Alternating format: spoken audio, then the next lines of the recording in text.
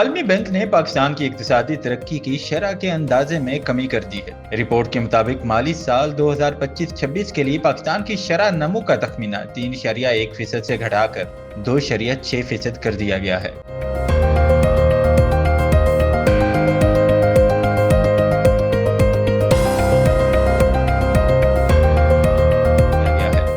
عالمی بینک کے مطابق پنجاب اور خیبر پختونخوا کے زرعی علاقوں میں حالیہ مونسون بارشوں اور سیلابوں سے فصلوں کو شدید نقصان پہنچا ہے، جس کے باعث پنجاب کے زرعی شعبے میں 10% تک کمی کا خدشہ ظاہر کیا گیا ہے۔ رپورٹ میں بتایا گیا ہے کہ سیلابوں کے بعد تعمیر نو کی ضرورت کے باعث مالی خسارہ مجموعی قومی پیداوار کے 5.5% تک بڑھ سکتا ہے، جبکہ مہنگائی کی شرح 7.2% تک پہنچنے کا امکان ہے۔